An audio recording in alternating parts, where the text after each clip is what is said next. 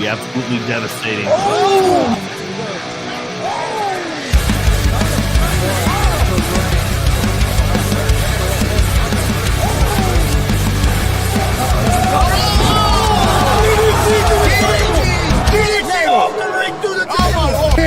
This is Joey Owens' show. They've been trying to get me on this broadcast forever, and this is the worst damn podcast I've ever been on. So you all can kiss my ass while I win this match.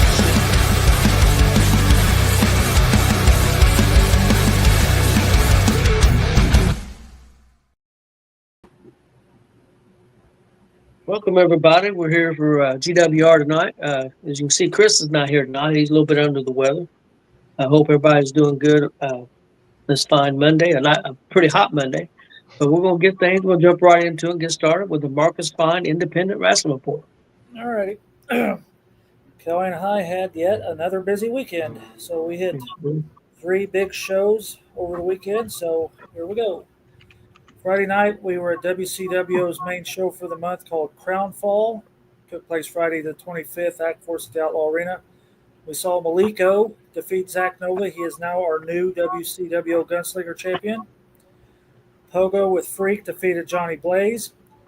Phoenix with T.S. Wiley retained his WCW territorial title in an Extreme Gauntlet match. That also included Mike Noble, Max Sterling, Brody Botkins, and Mark Magnus. Christian Cash defeated Will Asher and the Pharaoh King in a triple threat match. The Two Loud Strays defeated Zay Gates and David Light in a tag team I Quit.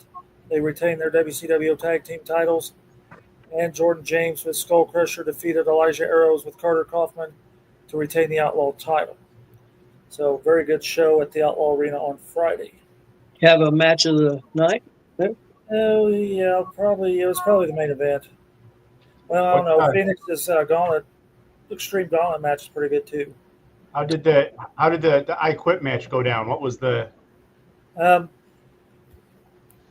of like Timmy Jackson was going to kind of do like a Yokozuna drop on top of David Light, and Zay's like, I quit to keep him from dropping down on him. It was funny, they set up a table that was flimsy, very flimsy. I mean, it was flimsy. And they stuck it between 2 chairs, and here come Andre Stray, and he sat down, and of course he went right through it. I'm like, what did you expect that? He got to laughing. He said something to me. He said that he heard me say that. He said, well, the deal was that Zay was supposed to jump him. He was supposed to turn around and drop him. I don't know if he lost his footing or what. He just sat down, but he sat like right down with it. It was a good show. It was a good show. Crowd was only about 50. I mean, it was hot. Brickyard 400. Not, that was the night before. When was the Brickyard? Was that yesterday? Yeah, it was yesterday. Yeah, they had races Friday night and Saturday too. Though. Yeah. So, and we had a lot of new faces. I'm guessing they came from Black Expo. I bet they had at least a dozen people, and I've heard some of them says that's pretty awesome. We definitely will be back. So. We got some new fans over the weekend. Okay, where am I going now? Oh, I already had set up. All right, so Kelly and I headed over to Anderson High School in Anderson, Indiana, for the Gladiators on the Gridiron. Interesting day, as we had one hell of a rainstorm come in as they were setting up the ring. Joey and Mike Noble and one of the trainees, Caden. Sorry, guy, I forgot your name. Still there, but I'll get it. And the referee, Baron Rothschild. And they got the post set, but that's all they got. And here come that rain. You can hear it blocks away, beating on trees and roofs, and you could see it coming. And I'm over by the grandstands enjoying them, jumping the truck, and Kelly and all them ran into the concession stand. I popped the brakes off my walker, wheeled up underneath the bleachers, and 20 minutes of a stream downpour, and that basically was it. Caleb, thank you. I knew she'd be listening. Caleb, sorry, Caleb, brother, you were a good man. He's very good, so I'm sorry, Caleb. But and then after the rain was done, they went out, started setting up, stuff started drying out. We had a few sprinkles during the show, but other than that, we lucked out. lucked out because Tony said the other part of the county was getting clobbered. So we lucked out. It passed us, and the Anderson Speedway, you could hear them over there racing full. They were packed, and you can hear them. And I asked the guy next to me, he says, if the rain hits the Speedway, will they stop running cars? And he said, oh, yeah, because it's a slant track. I said, well, as long as we keep hearing them, we're good. It's going to hit them before it hits us. And we lucked out. So they probably had 80 people. All but 5 of them were down there on the field, and very loud crowd. So Good job. Cruiser won a battle royal. Oh, and I got to tell you, funny. I'll go ahead and say that. I wasn't going to, but I guess it's common knowledge. People are talking. I got kicked out of the Rhino seminar because he didn't want me photographing it. And I was told by Wild Thing, he says, he ain't going to watch you photographing that. So I asked Dave in DeVille, says, is it all right if I go out there and photograph? He said, yeah, come on out there. Well, I went a good half hour, and he looked at me, he says, you can't be photographing this. You delete those photos, do not put them on social media, and stop. And so, okay, because what am I going to do? It's like, and then I went over to Hog. First thing I said was, well, I got kicked out of the seminar. He goes, you did? I go, yeah, I know more than he does. He didn't like it. Of course, Hog started laughing. I said, no, he didn't want me photographing, and he kicked me out. So anyhow, all right, so on to the show. Cruiser won the Battle Royal, and he got a shot at Bobo Brazil's AACW US title later in the evening. Congo Kong defeated the Woodstock Crippler and IK3 in a triple threat match. Justin Terrell defeated Tanner Kelly with Jake Elliott. Jensen defeated Ajax and the Honey Badger in a triple threat. She retained her AACW Ladies title. Get this, Joey Owens defeated Maliko. Brody Botkins defeated Rhino, and then Rhino gored the hell out of IK3, and those both pictures are on my Facebook page. Check them from start to finish. Folded him up. Then Cruiser defeated Bobo Brazil Jr. He is our new AACW US champion. They had the rematch from the tables, ladders, and chairs. Bob Steele and Cody Lee defeated Cake Monster and Cameron Francis, NZ Gates and Christian Cash in a tag team triple threat to retain the AACW tag team titles. And Damien DeFille defeated Johnny Crisis to become the new AACW heavyweight champion. Special guest referee was Troy Miller. Troy Miller was the guest referee. Damien DeVille defeated Johnny Crisis. He's the new AACW heavyweight champion. And I don't know if anybody's seen, but Johnny Crisis is throwing a challenge out there for the Biker Show this weekend. Career versus career. He wants his rematch. He wants it Saturday at the Bikers Rally. Career versus career for he wants his title back. So I'm guessing they had 8 people. It was a good show. You got a match of the night? Well, Brody and Rhino was good. Joey and Malika was good. Cruiser and Bobo was good. Damien and Johnny. There's a whole bunch of them. A lot of them was very well done. Okay, then I do want to say really quick. I see Mr. Steele is in the chat, sir. If you guys are looking to adopt someone into your family, my services are always available to you guys. So, anyways, let's Marcus. Awesome. All right, then Kelly and I went over to Greenfield for FEW's Unbreakable. This show is literally full of main events. I'm telling you, start to finish, they had a record-breaking 72, which is the most they've had in the theater. Very, very, very loud crowd. I couldn't see the crowd because I get to sit up on the stage off over there in the curtains, but so I get to watch the matches from the side of the ring, but you can hear that crowd just going nuts. So the first match was Danny Limelight. He defeated Bird. Danny Limelight defeated Bird, Matt Grant, and Ricky Guns in a fatal four-way. One of the best fatal four-ways I think I've ever seen. When I first seen it, it's like, why is this at the beginning of the card? Well, if you've seen the rest of the matches, I don't know. Any one of these could have been main events, so somebody had to start the show. So I guess this is the one they started the show with. So very hard-hitting, seen some interesting moves. Those guys were spot on. And then Brandon Day defeated Ashton Adonis in what you would have thought was a shoot. You can hear them guys hitting hard. Being over to the side, you could hear more than the guys down on the floor. They were really laying them in. Jackson Morgan defeated the FEW debuting Johnny Blaze. Johnny tried, but 3 minutes of trying didn't help him, and Jackson got him. So Mitchell Taylor and Mike Noble with the Aristocrat defeated Andre Stray and Tyler Dynamite. They are the new FEW Tag Team Champions. Jake Bailey, Bird, and Colby Jack defeated the FEW's Ladies Champion Crystal Moon, Matthew Grant, JT Kirk, and Mikey Jenkins, also known as the Empire.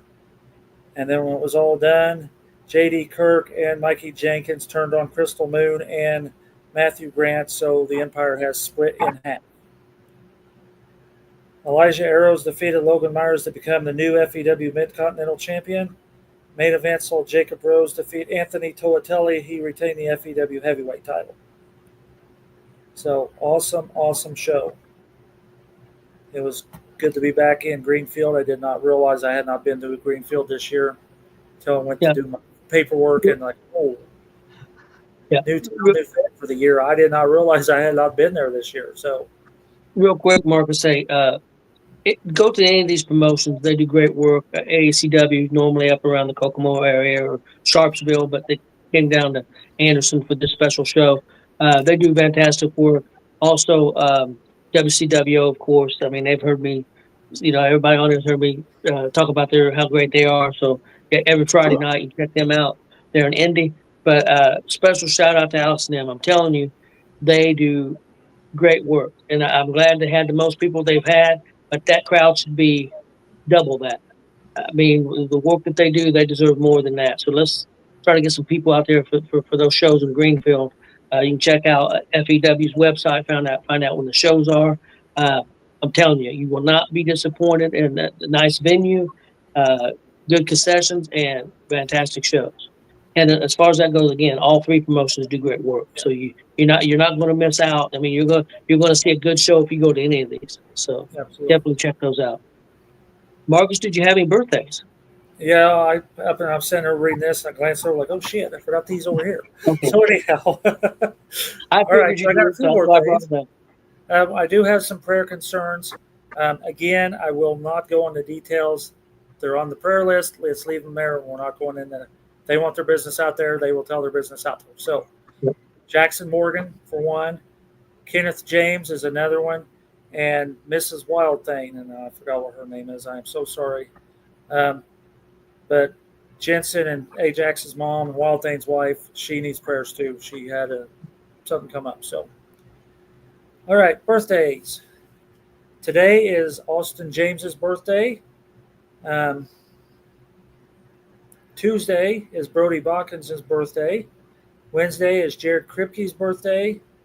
Thursday, we got referee TJ from AACW's birthday, and Casey Gribb Santos' birthday is on Thursday. Friday is Paris McQueen's, Christopher Gates, and veteran Pastor Payne's birthdays on Friday. So, okay, Chris, I see you're moving through stuff. Can you make me big, please? Shirt of the week. Shirt of the week. Shirt highlight. This one comes from none other than our good buddy Johnny Blaze. Of course, this one's autographed, and he'll probably autograph yours if you want it. This is Johnny Blaze's new release T-shirt. You can pick these up basically anywhere Johnny Blaze is on location. WCWO. He is now probably going to be at FEW and other places. That's the front. There's the Blaze symbol on the back. So these are really nice shirts. I think they're $20. Don't quote me on that. But anywhere you see Johnny Blaze at a show, ask him for one of these fantastic shirts. They are selling. I see other people wearing them. So that is our shirt highlight for the week. So Marcus said if they're over $20, he'll pay the difference.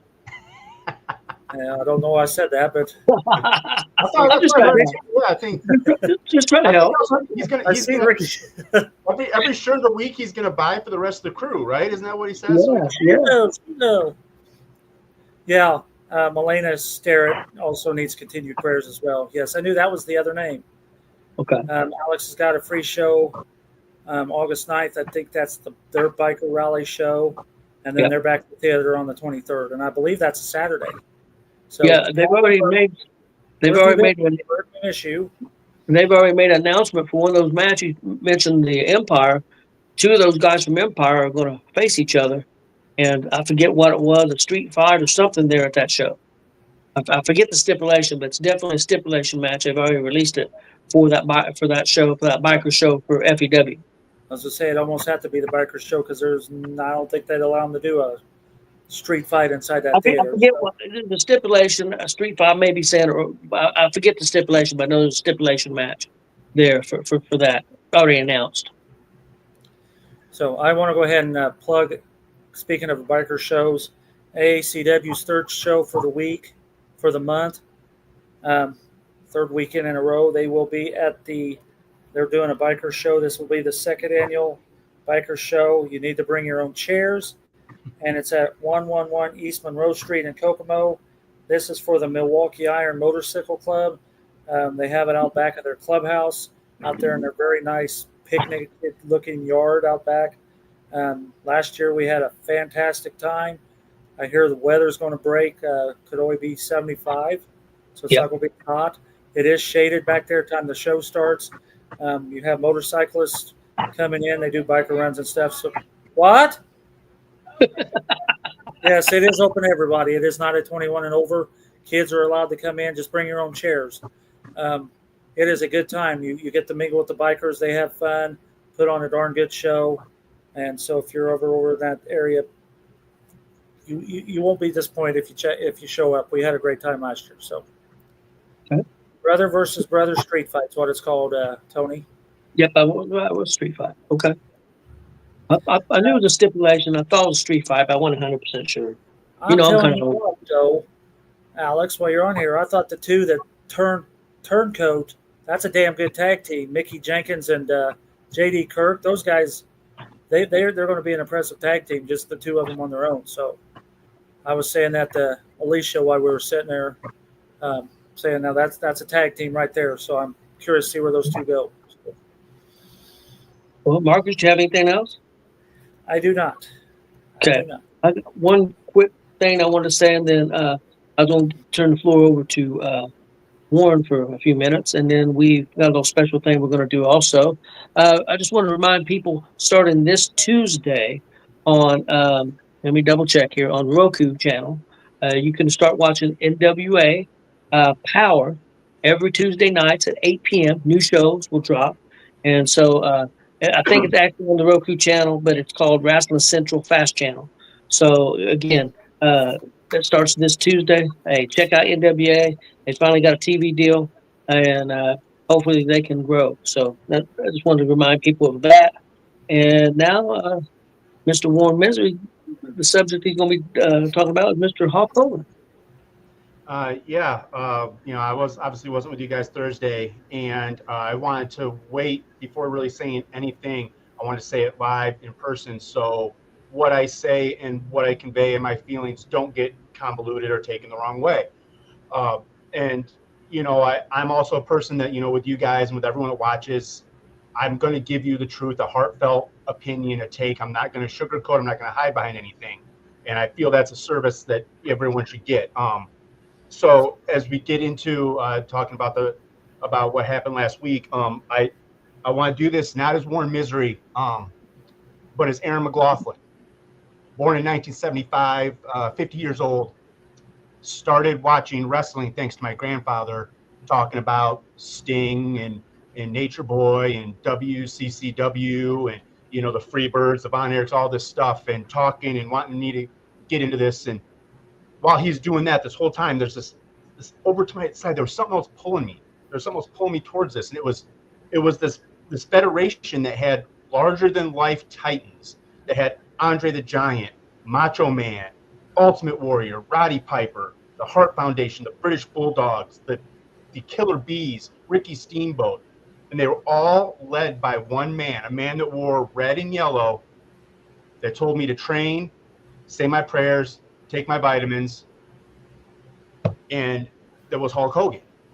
And you start with him. As far as I remember, was WrestleMania 1, bringing in Mr. T, having Orndorff, that whole thing. And then you go to WrestleMania 2, and you've got King Kong Bundy, you've got a steel cage.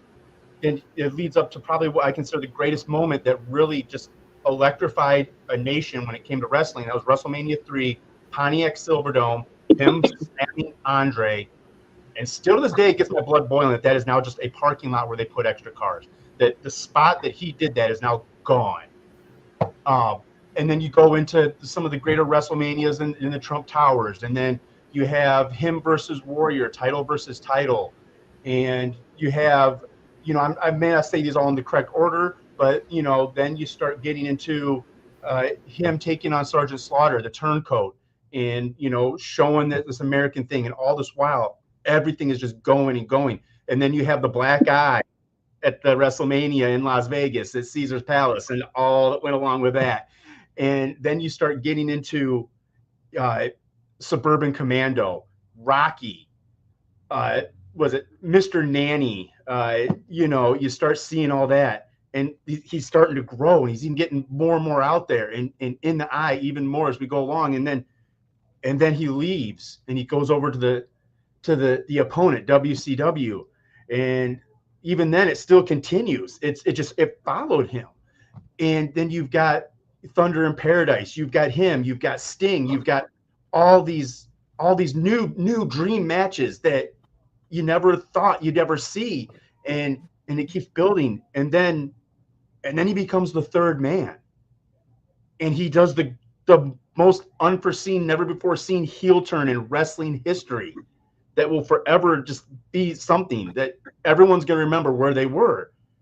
And then you start to go into the NWO and all that he did there, and then when that finally ran its course and he came back. And it was Schiavone and Bobby Heenan. I don't remember the exact match, but they're sitting there calling this match, and something was going on. And then you hear the red, white, and blue, and then you hear what? They're like, what is that? What's that music? And then he comes out, red and yellow Hogan again, and to the surprise of the crowd. And then WCW's gone, and he comes back. This time is the NWO again in WWE, and him and The Rock create the most organic, this will never happen again, this most organic crowd turn in the history of wrestling at WrestleMania, how that just shifted. And then he re-energizes again. He's going for titles again. We had Mr. America under the mask. He continued to go down. And what I'm saying with all this is a guy that continued to make memories. These are still memories in my head from all these times from this gentleman. And this is the thing. This is what I've come to and it's always going to be like this. And I don't care what anyone says. We all still flex. We've all done it at one point. We've all done the ears. He's done so much, that where to all of us as a young Tony, a young Marcus, a young Aaron sitting in front of the TVs, I'm sure there's a young Shane Kauser, a young Joey Owens. They all sat and they watched this stuff and they just took it in and they loved it. And we did all this. And that's why, to me, Hulk Hogan and Hulkamania will never die. It will live forever. It is eternal. But now with all that said, to me, the man that passed away last week was Terry Bollea. Regardless of what people have said, the guy at the end of his life and through a lot of stuff, we've heard a lot that maybe he just wasn't that great of a guy.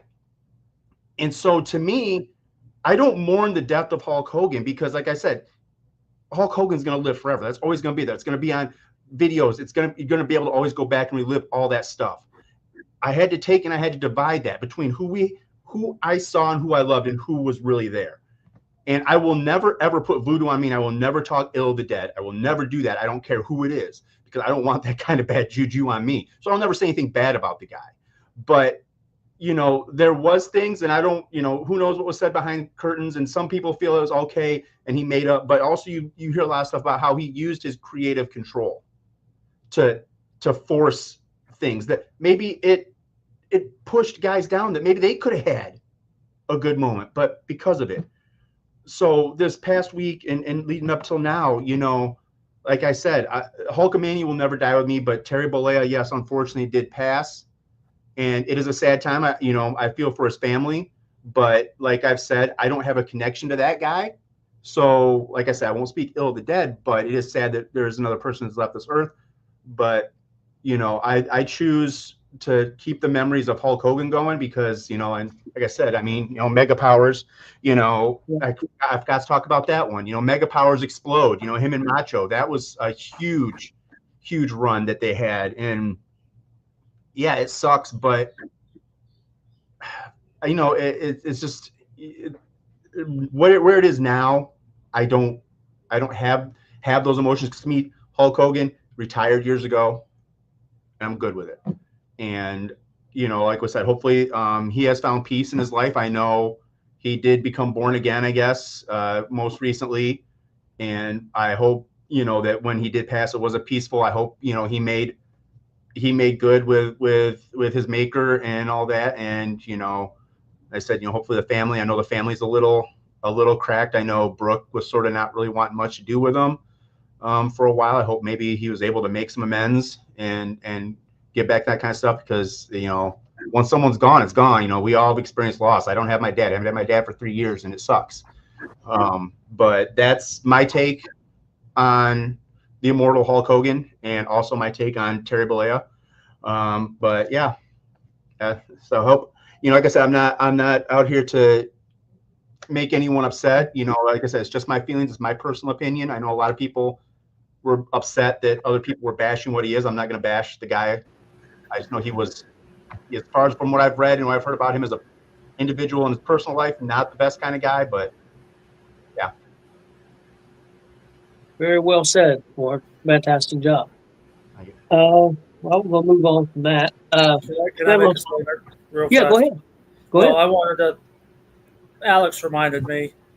I was asked. They did a Hogan 10 bell at the Dub on Friday.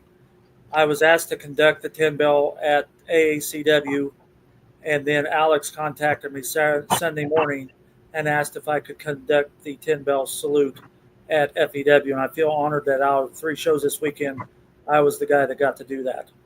I mean, it's sad that I had to do that. Yeah. But I'm honored that I was asked to do that. So thank you, every single one of them, and Alex both. Every single one of them for Hulk Hogan was well deserved. Every accolade, every rose for him was well deserved for that. And I did see one thing where I think it was Vince Russo that said it was. He goes, I couldn't understand. It'd be impossible to beat him as a person because he said no matter what, no matter how beat up he was, no matter how tired he was, no matter how physically he felt, when a fan found him, he had to find it within him to be Hulk Hogan because that may be that fan's first and only time to meet that guy, and he wanted that fan to make sure they left with that positive vibe. And I understand that, and that was he held a heavy weight on his shoulders for the longest time for a lot of guys. Yep, no doubt. Real quick, I was going to relay a story that I heard actually on Busted Open Radio. I told Marcus he hadn't heard this either.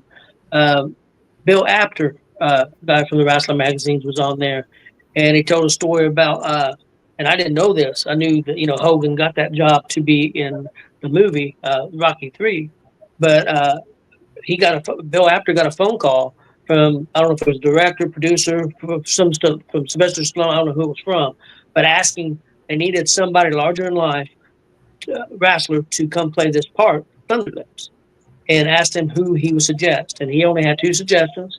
And the first one was Superstar Billy Graham. The second one was Hulk Hogan. And that's how Hogan ended up getting that job. So I did not know that. I was not aware of that. So I thought that was kind of cool. Well, the next thing we got real quick, guys, we asked I know Chris is not feeling well, so he's not here to do it. But come up with a kind of a super card of independent matches. We did this a long time ago. I don't know if Warren was around for that one.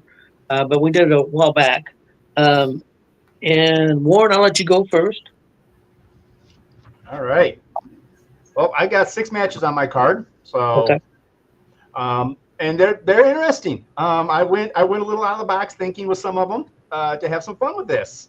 So my leadoff match is going to be Andre Stray versus Hidari. I'll pay to see it.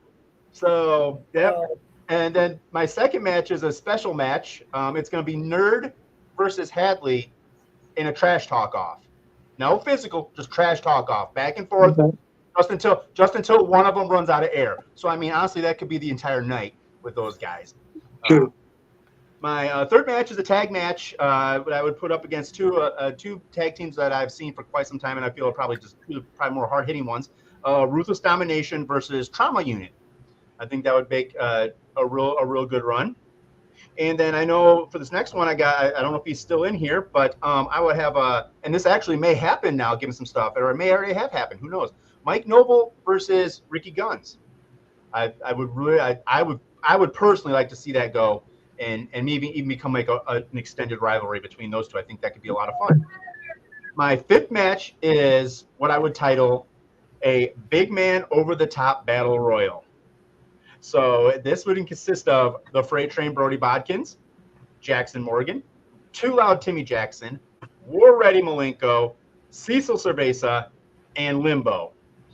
So 6 big men in a battle royal. Good luck. Okay. And then my main event, and honestly, Marcus and I have sort of seen this, but I want to see this with the stipulation, a no disqualification match of DeCobra versus IK3. Okay. I'll go next, Marcus. We'll save you for last if that's okay. Yeah. I've got 8 matches.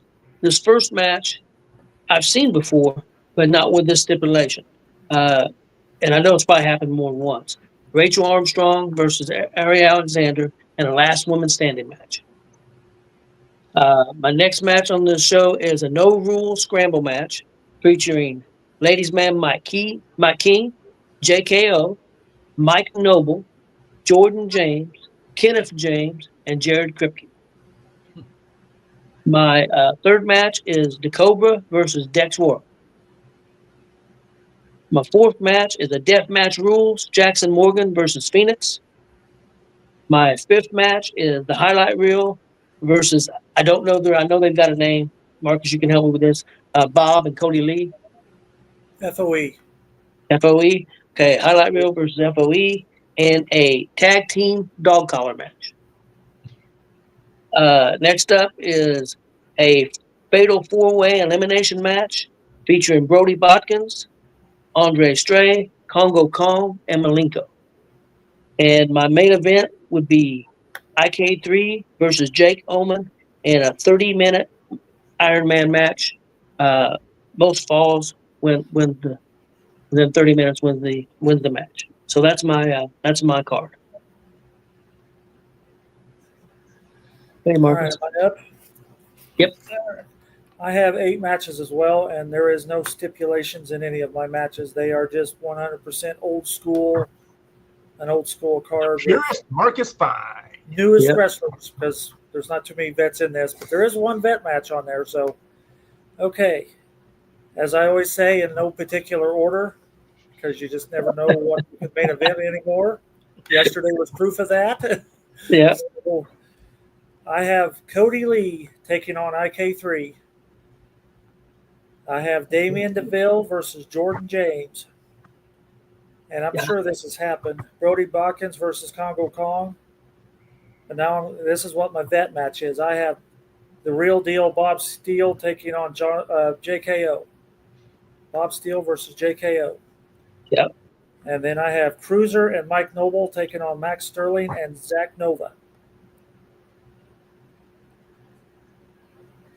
Jimmy Carrot versus Jake Oman. I also had Jeremy Halley versus Nerd, but I'm going to let him wrestle. So I don't know if we should let him wrestle or talk first, but it can't be on the same show because you'd have to at least give them a month break between the two because it take about long to recoup from either one of those situations.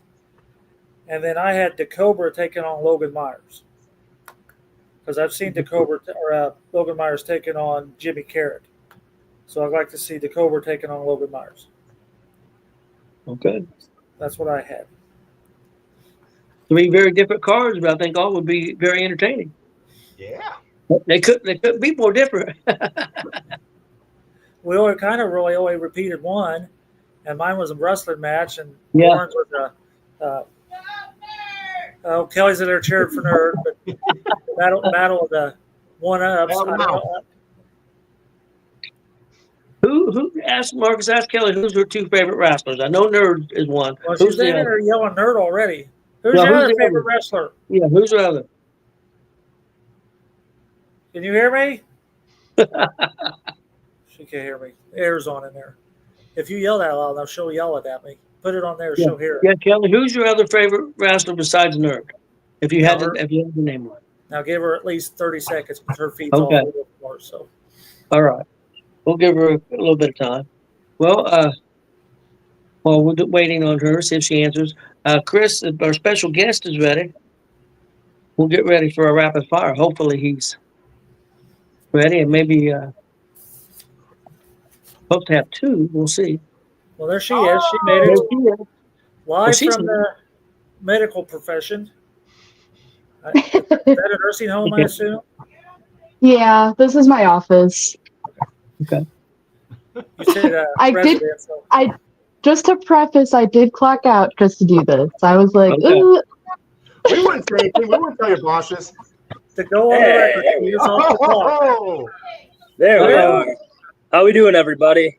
Doing good. Doing good.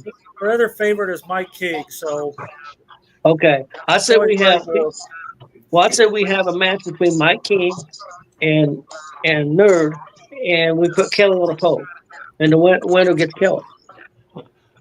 Well, she'll hear that here in a second.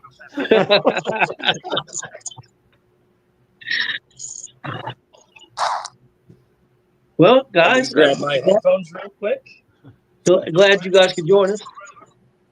Well, now he's Me done too. already. I'm so ecstatic. He'll be right back.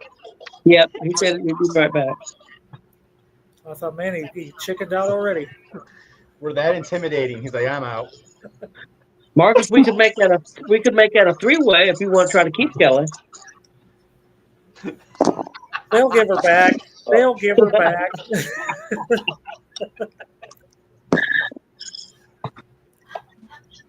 She's in there laughing. Alrighty. Okay, guys, how you guys doing tonight? Doing pretty very well. How good. you guys doing?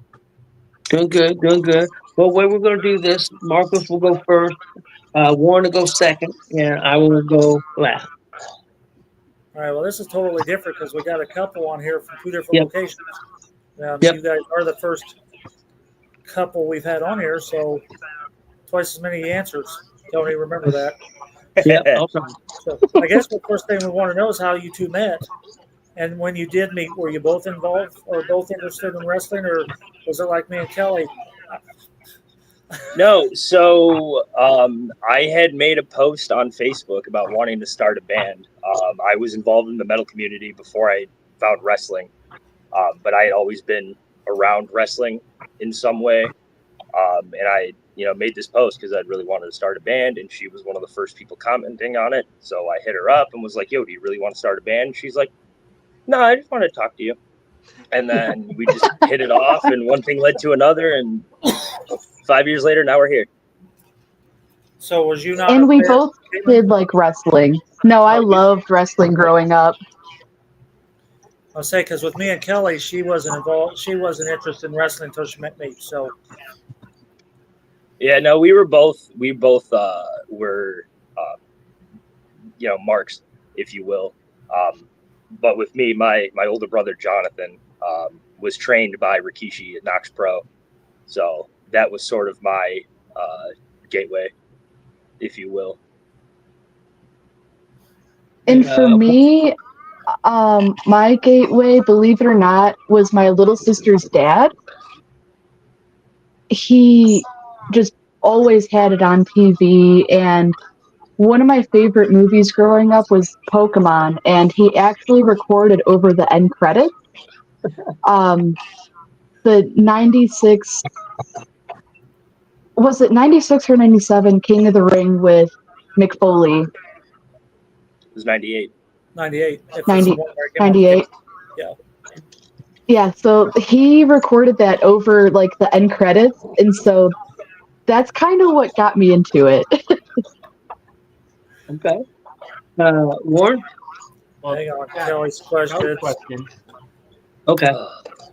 Can you guys see that? Or Yeah, I can I see think I've spent more time preparing for this question than I have any of the other ones.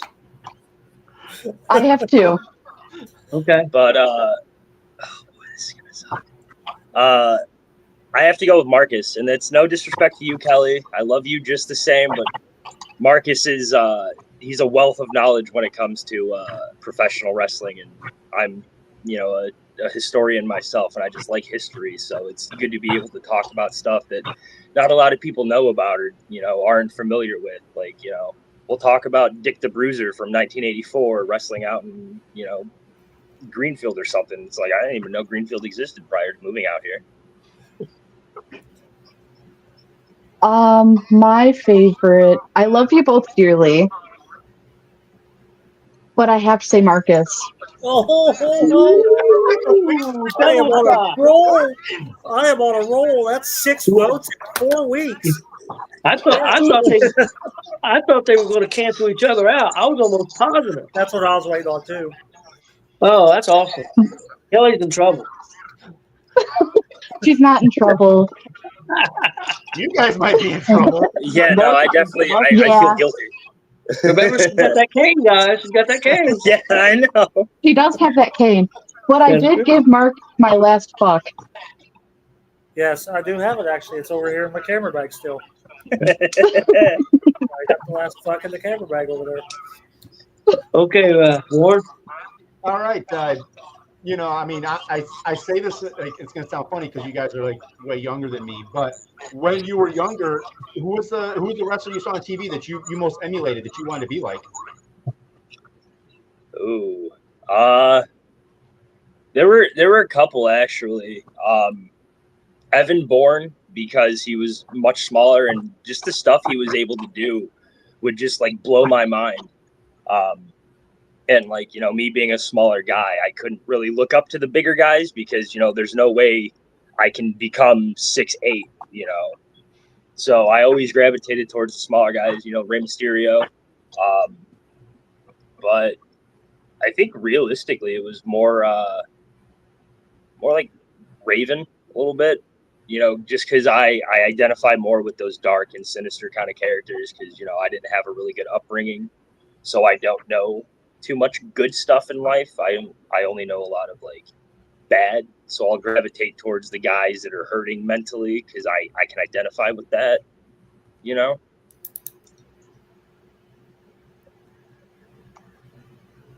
Caitlin, you go ahead and answer. Can't you hear us? I don't know. I don't know. The loser? Uh-oh. Oh no. I'm not sure. Caitlin, can you hear us? I actually froze up on us. I think so. Oh no. No, I got a phone call. I'm good. Oh, okay. Okay. For me, I'd have to say I loved Mick Foley growing up because I always thought he was so silly. I loved Lita because I loved that she could do like those high flying moves and everything. And then I'd have to say Rikishi. I always loved when he did stink face because when I was little, I thought it was the funniest thing ever. Okay. So those are my top three. Okay. My question for you two: your goals in the wrestling business. Babe, do you want to go first? Well, I did give wrestling a try. It wasn't for me, but more so doing the backstage stuff is what I like doing. I did dabble in announcing and I do like it, but it can be a little scary because I'm quite shy.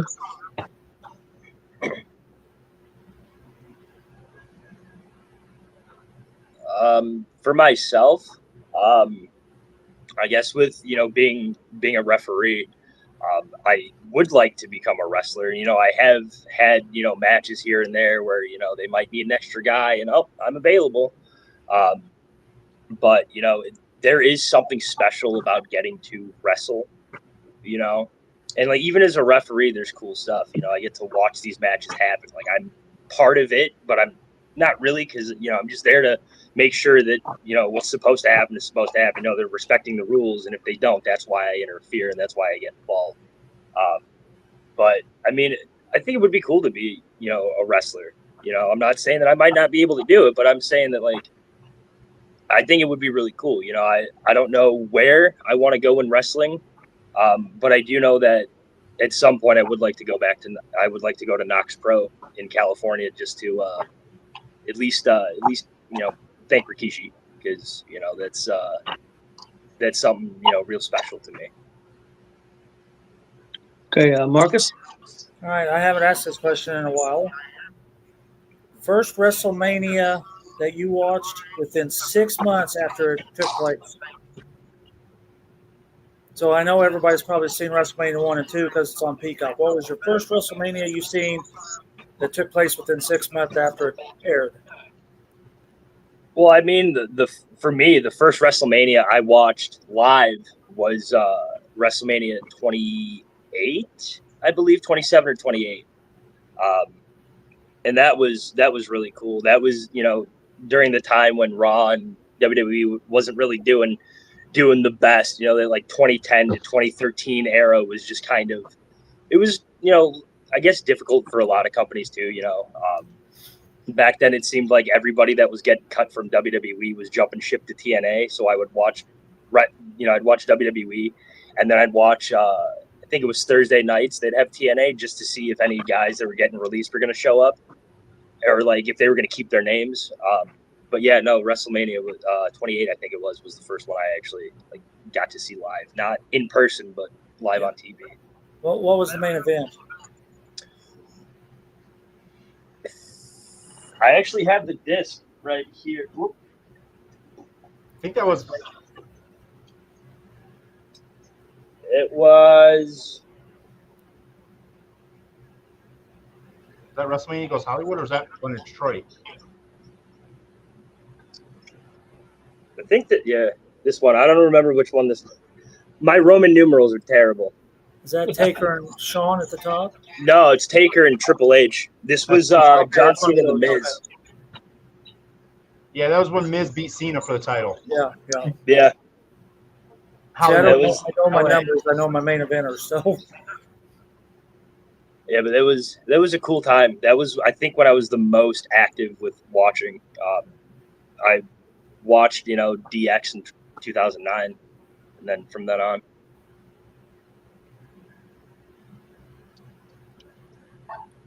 For me, I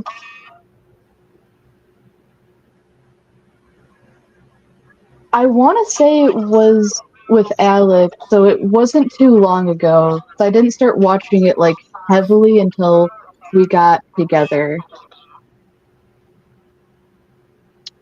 But I'm not sure off the top of my head, but it wasn't that long ago. I think it might have been the first WrestleMania that Roman won the championship. Yes. Yeah, I remember what WrestleMania that was. I don't even know what number they're on now. 42, I think, isn't it? Damn. Yeah, so I want to say at least 38 is. Yeah. I don't remember. Warren? All right, this is one I usually do too. I'm gonna give you a time machine, and if you guys want to combine on this one, you can, or if you each have separate answers, that's fine. I'm gonna give you a time machine and a front row ticket to any wrestling event in history where you want to go.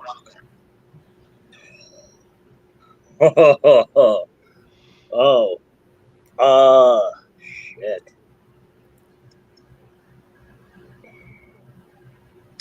Honestly, I mean, I've been looking a lot at like the history of professional wrestling, going farther back than Hulk. I'm talking like Frank and Karl Gotch and George Hackenschmidt. So I think it would be really cool to see George Hackenschmidt beating some guy up for an hour, because there's something so like it's really interesting, like the origins of professional wrestling and like where we're at now, because back then you weren't doing, all these, flippy floppy stuff. You were just putting people in holds and you be in a headlock for you'd be in a headlock for 20 minutes of the match, and then they'd get you up, and then nope, we're wrenching it back in, and now we're gonna do a wrist lock, and it's just all these holds and stuff that like I don't see people doing now that I want to go and be like, I want to try using this, you know.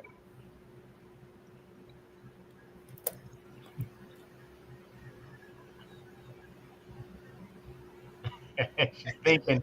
Well, no, I think For me, it has to be that the King of the Ring Hell in a Cell match I was talking about, just because, like, that is what is ingrained in my brain, and I wish I was there. Like, that is the one match that I wish I was there. Yeah, you guys share that front row with a lot of people. That answer comes up a lot. Yeah. It does. My question is, who's been the biggest influence in pro wrestling for you? Bray Wyatt. I think they both take Bray Wyatt. Both Bray Wyatt?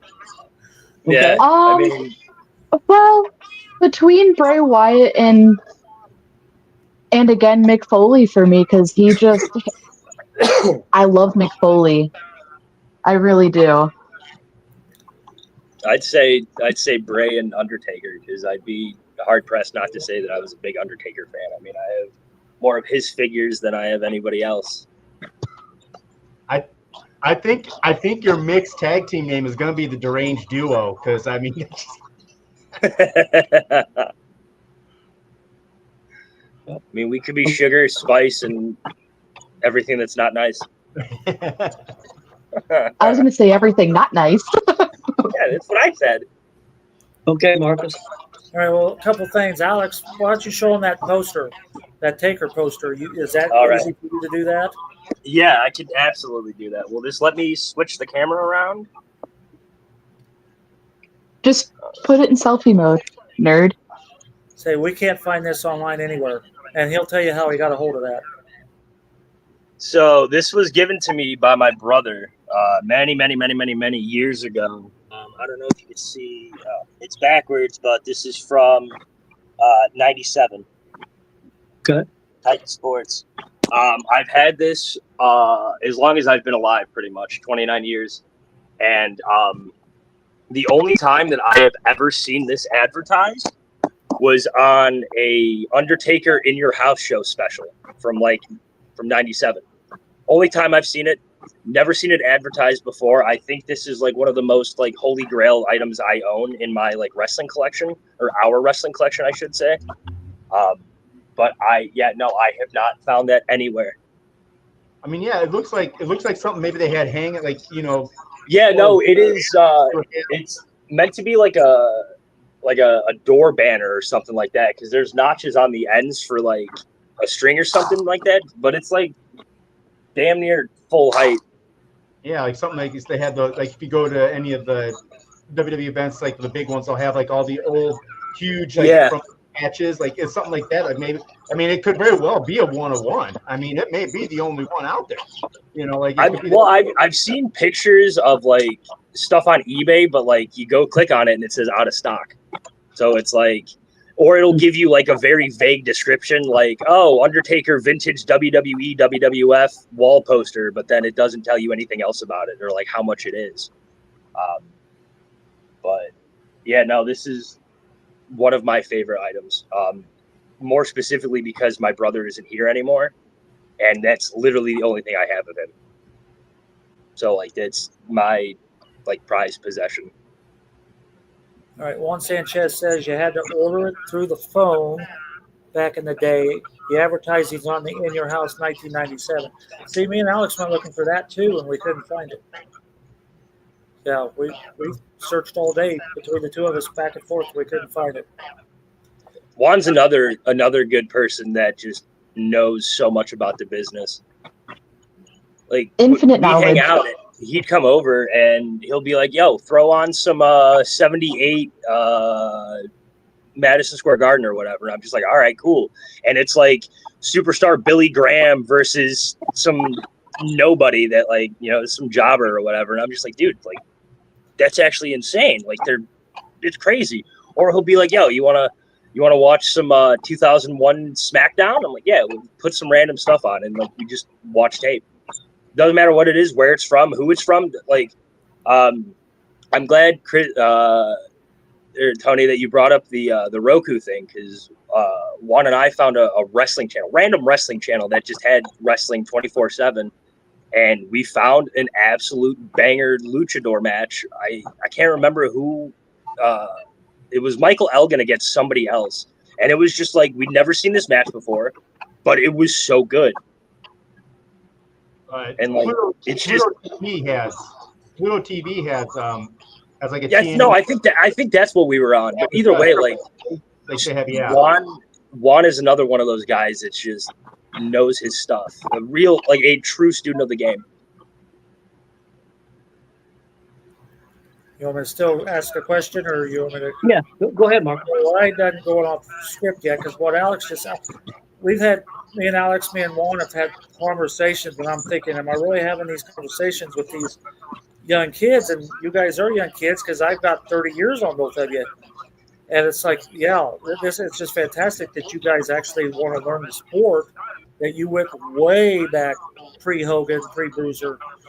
My dad told me a story that he was at a show that they had to stop the match because all the guy did, I think it was Cowboy Bob Ellis, was standing on the guy's shoulder blade, and he's right above his wrist, and he just stood there. And well, what else are we going to do? He can't get out. He's not going to submit. So the referee said, okay, the match is over. But We're not going to sit here all night just letting you stand there, but the guy couldn't do nothing. So, all right, what was my question? I got to go back here. All right, do we want to go into your training? Do you want to talk the story about how you got to the dub and all that? Yeah. Okay. Did you want both of us to share, or one of us? Absolutely. Oh, yeah, these questions are for both of you. Okay. Well, So for me, I just kind of went with you guys, but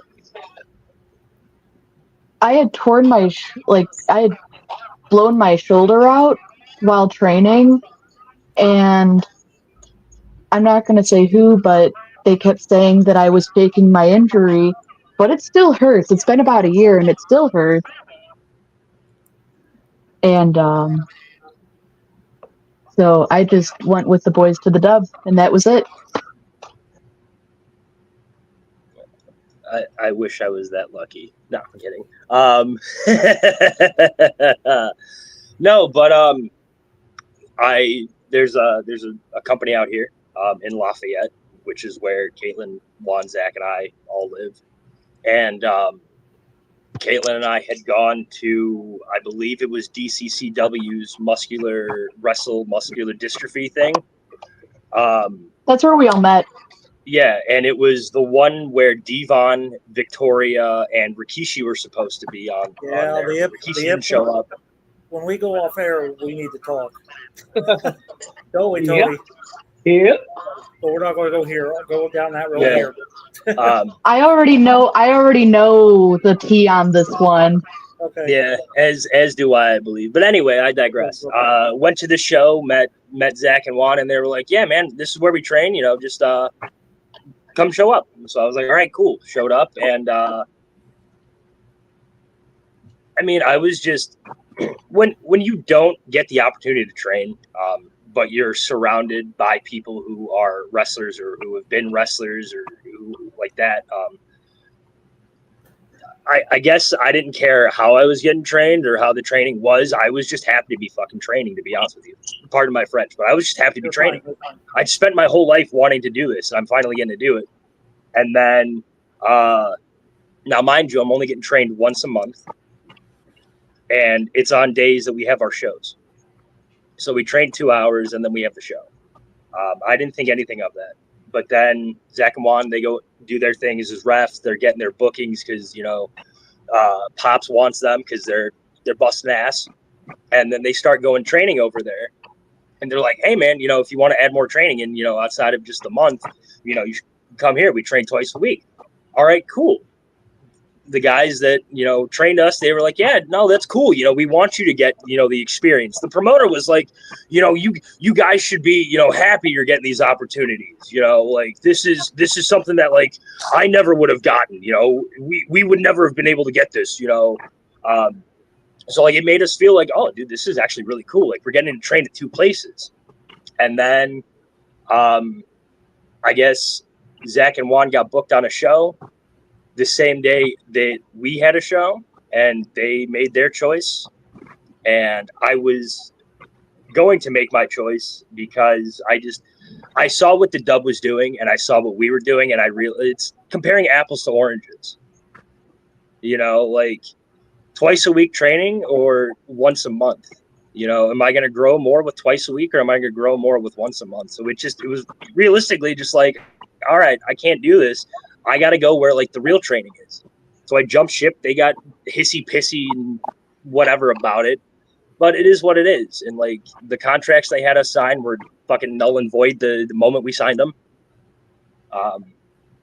But it is what it is. I'm grateful for the Dub. And it sucks that I'm on like a little hiatus because, life is just beating the shit out of Caitlin and I right now. We both have family issues. We both have personal issues. So it's like we fixed one problem and then like 5 more pop up. So right now we're just trying to get our ducks in order. But we're not going anywhere. We're here. It's forever the Dub for a reason. You know what I mean? But yeah, I'm just very grateful to have found the Dub. And to have found Zach and Juan, because those guys, they know what they're doing.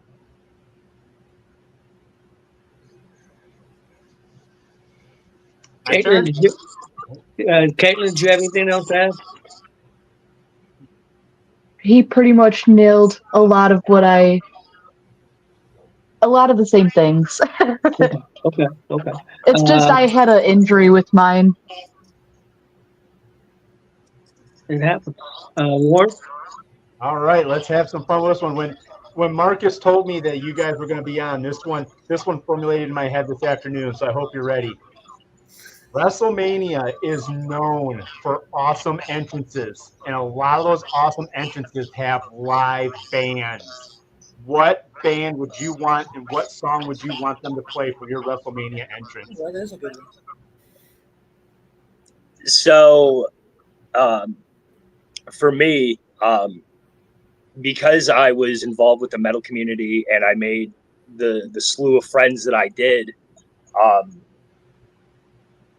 in essence, I could get not like a huge name, man. Like I'm not going to get Metallica to play for me, but I can definitely get one of my. It's a blank check. Hypothetically. Yeah, you can get anybody you want. Anybody. Who do you want? Okay, so ooh, oh man. While he thinks. Yeah, no. While I think, maybe you go. Carry On by Parkway Drive. Easy.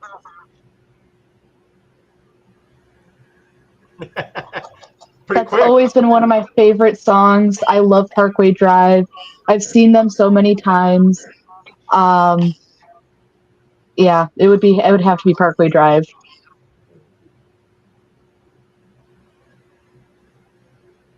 I'm absolutely stumped, Warren. I can't think. It happened. Oh man. Cannibal Corpse. Something from Cannibal Corpse. Anything. Just not Chris Barnes Cannibal Corpse. George Fisher Cannibal Corpse, please. Yeah. 95% of that crowd would have no idea. Marcus, Well, you have no idea. I have no idea. Cannibal Corpse is one of Barnes? the. Chris Cannibal Barnes is Corpse awful. is they're a band from the that started in the 80s, late 80s, early 90s, and they basically defined the death metal genre.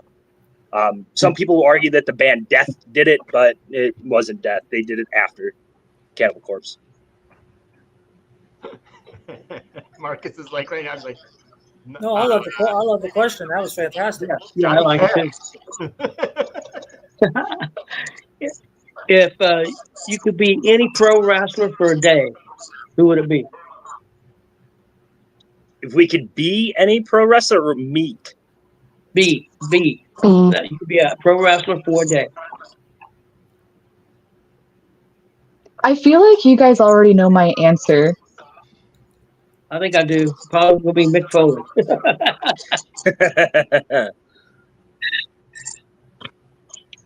Definitely Rhea Ripley. Oh, She's okay. just Okay. I was actually going to say Lita, but yeah, we'll go to the next. Yeah, I was thinking Mick Foley or Lita is what I was thinking. Yeah, Rhea, you can't that's go wrong fair. with that. Yeah, Rhea's, yeah. I would But Rhea's say loyal. I can't do Lita like that. I would probably say Jake the Snake, simply because he is one of the most psychologically known wrestlers. Like he knows, I don't know how he knows, but he just knows. Like even like the DDT, learning that the DDT was an accident. Like he tripped when he was doing it. I just want to know what his brain is like, just to have his thoughts and just like how he sees things. Because to have that level of like knowledge of psychology, the brain's got to be something special. Marcus, down to our final three. Okay. I want to put this on the record. This will be the last time I speak of Lafayette. Once this question is done, I will not bring up Lafayette ever again. But since this is my full circle, tell us about your full circle with our good buddy T.S. Wiley picking Juan versus Zach, with Alex being the ref and Caitlin being the ring announcer. That is what got me barred from Lafayette. And this is the last time they ever bring it up. So after this answer's over with, that's the reason I got barred from Lafayette, because I stuck it to them one more time. So never again. After they're done answering, I won't ever bring up Lafayette again. That's why I picked you as my favorite, though, because you did back us up. Yeah, that same as Caitlin. The knowledge that you have for wrestling is, why I chose you. But then there's that aspect of, you sticking up for a couple of goobs like us, So there's definitely a deep level of respect for us, for you being like, hey, look at what these guys are doing. Look at what these guys are doing that you couldn't do, So how was that experience? I know you guys were grinning ear to ear. You were like Vinny Vachetti with the Powers of Pain as your tag team partners. You guys were smiling throughout that whole thing. So it's such a surreal moment, and I know that people will use surreal as such, like, but there's just, those are my friends. Like, I got to share the ring with my friends and like my best friend. You know what I mean? Like that's the coolest experience of my entire life.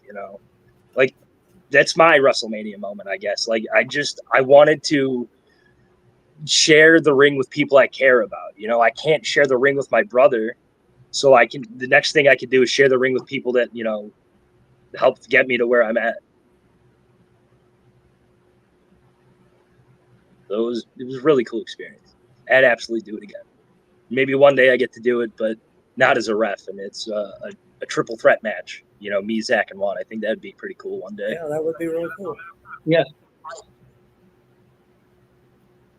For me, that was just a full circle moment, and it took a lot in me not to cry about it. Because, like, yeah, I'm a big crybaby, so it took a lot for me to just, like, hold that in and just be so proud of, like, all we did together.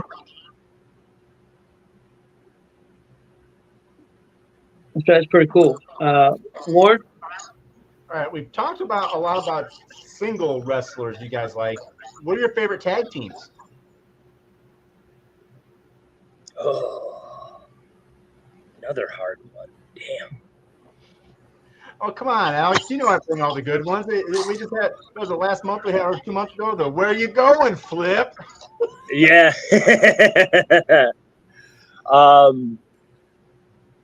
Brothers of Destruction. All day, every day. Rock and Sock Connection. Of course you would say that. Well, they're both good. They are both good. Yep, that's a good answer. This Attitude Era, top notch, right there. If you could live with any pro wrestler for a month to train and to get advice from, who would it be? Ooh.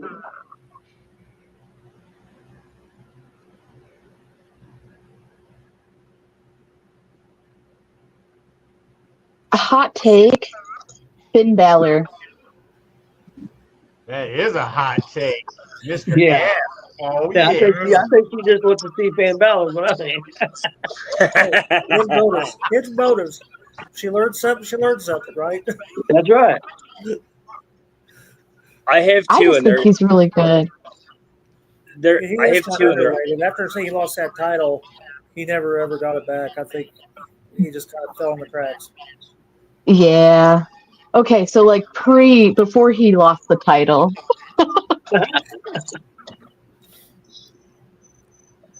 For me, it's between Jonathan Gresham and Josh Alexander, because right now those two guys are arguably the top like technical wrestlers of the modern era right now. So with how I would like to be as a wrestler, I would like to be technical because not a whole lot of moves I can do as a small guy. I'm not going to be able to do all those big splash moves and make it feel like I got hit by Brody Botkins. But I definitely want to be a technical wrestler and study the techniques and just learn all that I can from these guys, because I think I can learn so much. I love Jonathan Gresham. He's so good. He's so good. I don't understand why. I guess because he's only, I don't know, 5'4" or whatever he is. I guess, but he's outstanding. He makes it look so easy. When he chain wrestles, he makes it look so easy, and it's just that right there. Like the chain wrestling is it's my favorite. It's one of my favorite things. Moves are cool, yeah, but like, can we stand in the same spot and do all these cool, holds and stuff? Like, I think that's cooler. Yeah. Yep. Marcus? Final two, right? Yep. Okay. Tell us your experiences going from like Thunderstorm in front of 900 people to Comic-Con, having the crowds change sizes to the dub every week, to the pre-shows, the main shows, and the road shows. Tell us your experiences working all those scenarios, if you can answer that even. So, you go first. No, you go first. I'll let you go first. Because he's still thinking about it. So for me, it's a little different because I've always been behind the scenes anyways. So I will say, like, being at the dub is just like being at home. But doing those big shows is always it's so surreal. And when we did Thunderstorm, I was in shock the entire time. Well, I'll be an answer. We were all in shock the entire time, weren't we, Tony? Yep. Because that's the biggest crowd I'd ever been in that wasn't a WWE, WCW scenario. So, for me, and I've learned this from a lot of the vets that I've talked to and people that have been around a while. There's the physical difference of the crowd size, but at the end of the day, there's really no difference. Because like, you're still going to perform the same way you would in front of 10 people as you would in front of 10,000 people. But yeah, no, it was definitely like when I was in that battle royal, it was definitely a lot more intense than I thought it was going to be, because I've done the number one contender, the Firestorm battle royal, and that was a packed crowd, but that was like, okay, this is really cool. And then you go to Thunderstorm and it's like, holy shit, I can't even hear myself think. And like the all the cons and stuff like that, that's such a cool thing, because that's that's opening the doors for people that don't normally get the opportunity to watch wrestling, and like that's all these doorways for people to get to see us. Like that's so cool. Yeah, I agree. The cons have been huge for WCWO. It's really helped them grow, and it's just cool. Like I said, even if they don't go to WCWO, every time we go to one of the cons, whether it's PopCon, Comic-Con, whatever, you see these people come in and they've never seen live wrestling before. They may have seen it on TV, but they haven't seen that up close before, and to see their faces and the reaction, it's pretty cool. And I think what's cool about WCWO, at least this is how I see it. Like when we go to like the Comic-Cons and stuff like that, like it's like the wrestling and the show itself isn't what you would normally expect a regular show to go, because you're not really wrestling for the loyal fans. You're wrestling for people that are coming into this and like learning about it. So you're gonna have more comedy spots and more spots that really get the crowd, going. And like even at the dub, like there's ways the matches go, and there might not be as much comedy, but there's wrestling, and there's stories to it.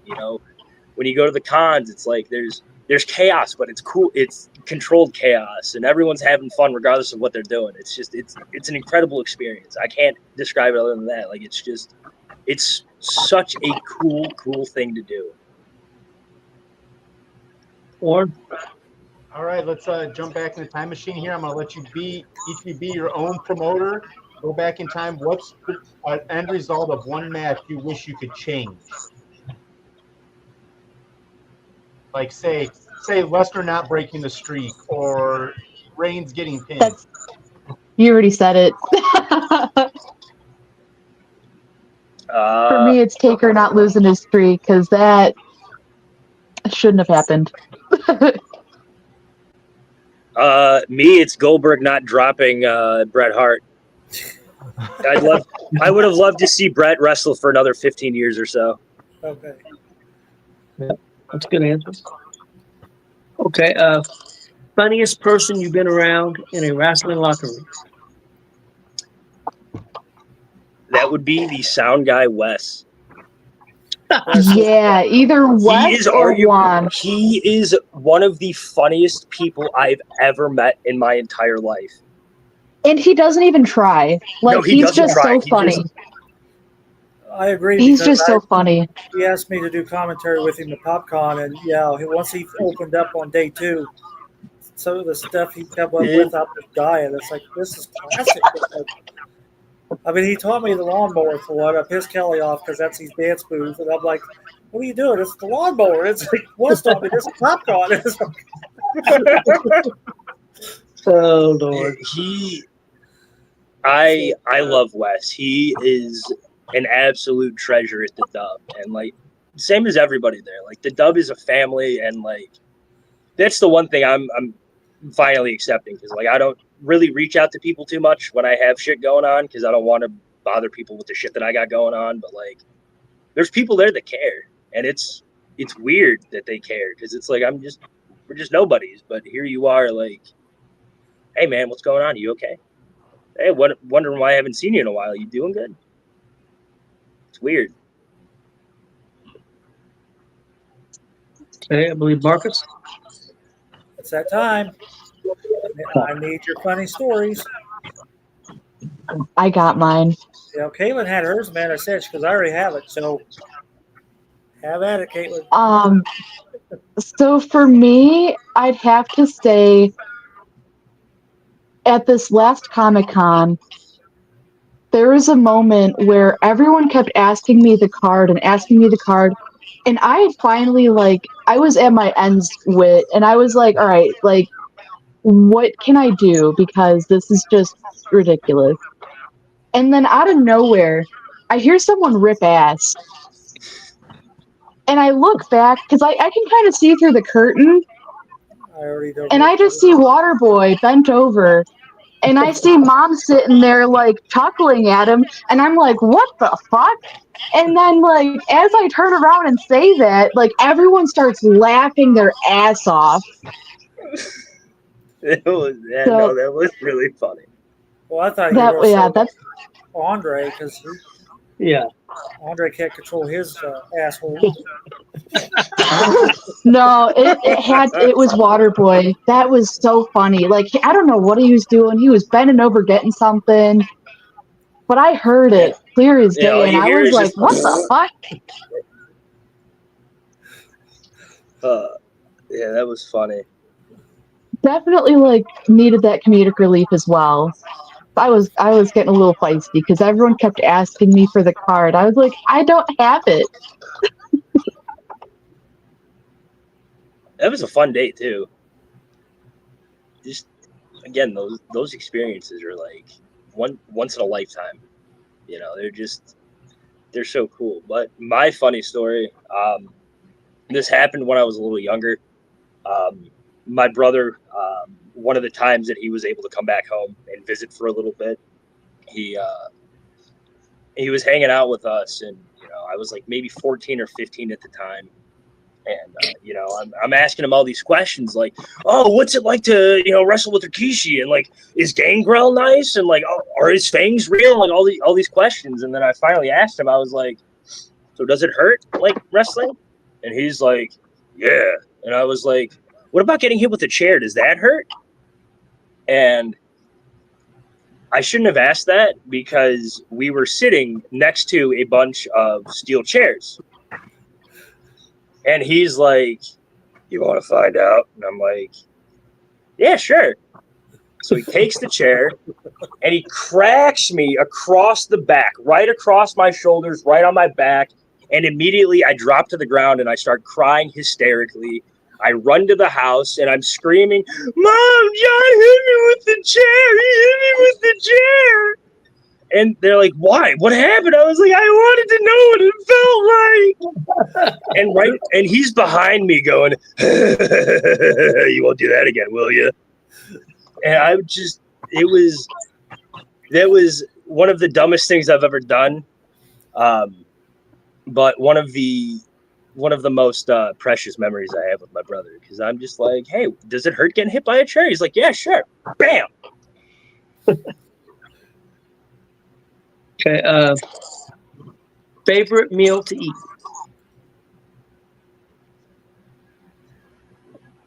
Yeah, we got to go back to Warren. Oh, I forgot Warren. Sorry, Warren. We'll go back to Warren. We'll get mine last. Now you got a chance to try your favorite meal, because now it's going to come to me. And mine's relatively easy, and I'm pretty sure I already know your guys' answers to this. Would you consider yourself an NWO, or are you a degenerate?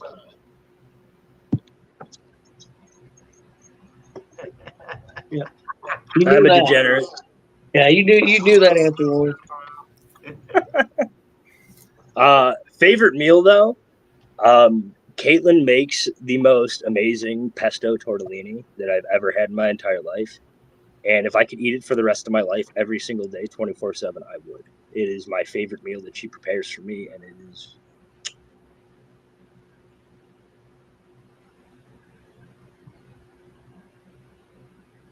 For me, my favorite meal: French toast, hash browns, and over easy eggs. I think we had a breakfast answer last week too. Yeah, we did. Oh, really? Yeah. With some Cholula sauce. You gotta get some good hot sauce, not Cholula. I like if that's all they got, then I'll take it. Okay.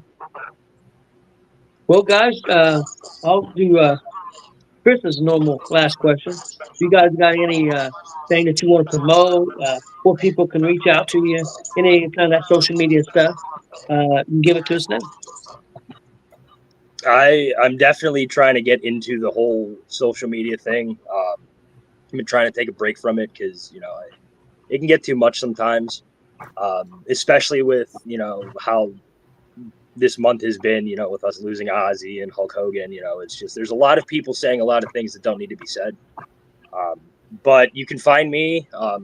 My My Facebook is Alex Xander. Alex Hill, if like, I guess that's my shoot one is Alex Hill. The referee wrestler one is Alex Xander. And I believe my Instagram is cannonball_Alex or Alex_Xander, something like that. It's one of those. But yeah, Facebook, Instagram are pretty much the best ways to get a hold of me. For me, I'm Katie the Kid on Instagram, TikTok, Snapchat, whatever. Facebook, it's just Caitlin Amato. Well, guys, we appreciate you guys being on with us. Absolutely. Thought it went really well. I thought it was a lot of fun. Well, thank you for having It us. was This fun. was definitely a long time coming, and I'm glad that we got to do this. And hopefully we'll get to do this again when we're hopefully more established. Back at it. Yeah, no, it's going to be insane. But Yep. Thank you guys again. This was really cool. This was really, really awesome. You guys have a good night. You as well. Thanks. Okay, guys, I thought that went really well. Yeah, it did. Well, again, Marcus, you said show AACW in Kokomo Saturday. Yeah, let me ring it up. I think it's 111 Monroe Street. Hang on a second, I'll tell you. But I did. Let's try this one here. 111 East Monroe Street, Kokomo, Indiana. It's behind the Milwaukee Iron Bike Club, behind their clubhouse out there in the backyard. You can access that backyard through the alley. They got this big old sliding fence. Do bring your own chair. It is all ages, open to the public. Tickets are $12 right across the board. Start time. Oh, geez. I don't know why they haven't put that on there. I would guess 7 o'clock. I think it's 7. I'm pretty sure that's what I heard. They don't have it on this poster, so. We had a blast last year, and like I said, the weather's supposed to break. Like, it's not even supposed to touch 80 and sunny, so. Yeah. Well, It's supposed to be like about 74, 75 degrees. Heck, you might have to have a jacket later in the night, yeah. So which I'm not complaining. it was a good time. And they have the main event. I guess it would be a main event. Johnny Christ is taking on Davey DeVille for the title in a career versus career match. So last Should year be they had Hogger calling it in the dark because it got dark on us. Yeah. They're doing a street fight and stapling dollar bills on their heads and body parts, and that's how we knew who was who by where we could see that bill flapping. It's like, well, that's DeVille because it's on his head. But Zay jumped off the garage, off the clubhouse roof into the ring, and yeah, it was a good one. The bikers come in and out. They do a bike run they're running a bike run for some organization or something. I'm not sure what it's for, but yeah, they're in and out. Great people. So We're doing another 10-bell salute for Hogan, and Eric Bischoff made this one. He couldn't make it Friday for SmackDown. He just said there wasn't no way he could make it because he was somewhere else, and by the time he just couldn't make it. So, but I see he's right there. Looks like Hogan's son is there. Nick? I think that's him. I'm almost positive. Standing next to Bruce Pritchard.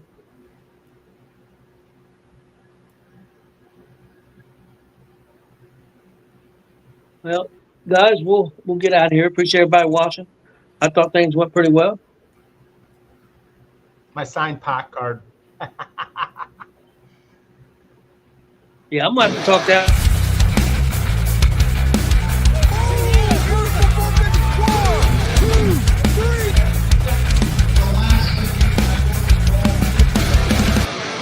That'd be absolutely devastating.